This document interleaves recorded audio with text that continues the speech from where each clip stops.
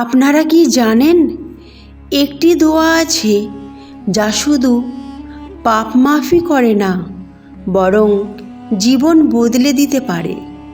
এই দোয়াটাই হলো ইস্তেগফার। আজ শুনব 3টি সত্য ইসলামিক গল্প, যেগুলো প্রমাণ করে আল্লাহর রহমত কখনো শেষ হয় না। 1 নম্বর গল্প, যে মা শুধু ইস্তেগফার পড়তেন।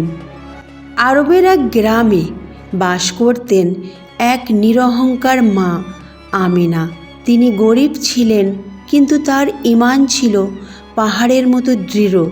সারাদিন ঘরের কাজের ফাঁকে তিনি বারবার বলতেন, আস্তাগফিরুল্লাহ, আস্তাগফিরুল্লাহ, আস্তাগফিরুল্লাহ। গ্রামের মানুষ অনেক সময় হেসে বলতো, এত বেশি ইস্তেগফার পড়ে কি হবে? তিনি শুধু মুচকি হেসে বলতেন, আল্লাহ শুনছেন, আমি জানি না কখন কোন দরজা খুলে দেবেন। একদিন তার ছোট্ট ছেলে নদীর পাশে খেলতে গিয়ে হঠাৎ ডুবে গেল। মানুষ দৌড়ে এলো, নদীতে খোঁজা হলো, কিন্তু ছেলেকে কোথাও পাওয়া গেল না। মা ছুটে এসে নদীর পাড়ে বসে কাঁদতে কাঁদতে শুধু বললেন, আস্তাগফিরুল্লাহ, আস্তাগফিরুল্লাহ, আস্তাগফিরুল্লাহ। তার চোখে রয়েছে পানি আর জুবানে ইস্তেগফার। তখনও ইস্তেগফার পড়া বন্ধ করেনি। কিছুক্ষণ পর সবার চোখের সামনে হঠাৎ এক ঢেউ এসে নদীর মাঝখানে কিছু ভাসতে দেখা গেল। সবাই দৌড়ে গেল আর অবাক হয়ে দেখল, ছেলেটা জীবিত, একদম সুস্থ, যেন কিছুই হয়নি। সবাই স্তব্ধ। আমিনা কেঁদে বললেন, আল্লাহর কাছে ক্ষমা চাওয়া কখনো বৃথা যায় না।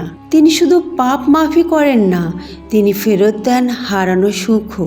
সেদিন থেকে পুরো গ্রাম জানলো, ইস্তেগফার শুধু মুখের শব্দ নয়, এটা হলো আল্লাহর দরজায় কড়া নাড়ার ভাষা। দ্বিতীয় গল্প, দেউলিয়া ব্যবসায়ীর পুনর্জন্ম। ইউসুফ নামে এক ব্যবসায়ী ছিল মদিনায়। তার বড় দোকান ছিল, কিন্তু এক রাতে আগুনে সব পুড়ে গেল। সেদিন তার সব কিছু শেষ হয়ে গেল। সে ভেঙে পড়ল, দুঃখে নামাজও ভুলে গেল কয়েকদিন। একদিন এক বুড়ো আলেম তাকে বললেন, বেটা, যখন সব হারাও তখন শুধু বলো আস্তাগফিরুল্লাহ, কারণ ইস্তেগফার হলো হারানো রিজিকের চাবি। ইউসুফ বিশ্বাস করল। সেদিন থেকে প্রতিদিন সকালে 100 বার, রাতে 100 বার ইস্তেগফার পড়া শুরু করলো। কিছুদিন পর দূর দেশ থেকে এক ধনী মানুষ মদিনায় এলেন এবং ইউসুফের সততা ও শান্ত স্বভাব দেখে বললেন, তুমি কি আমার ব্যবসায় অংশীদার হবে? এভাবেই ইউসুফ আবার ব্যবসা শুরু করলো। আর অল্প সময়েই আল্লাহ এমন বরকত দিলেন যে সে আগের ক্ষতির কথা ভুলে গেল।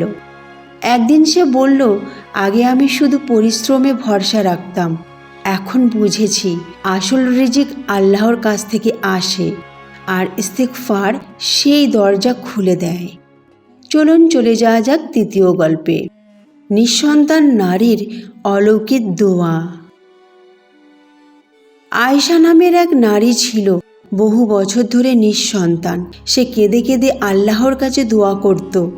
একদিন কোরআন তিলাওয়াতের সময় তার চোখে পড়ল, তোমরা তোমাদের প্রভুর কাছে ক্ষমা চাও, নিশ্চয়ই তিনি মেঘ বর্ষণ করবেন, তোমাদের সন্তান দান করবেন। সূরা নূহ 10 থেকে 12 আয়াত।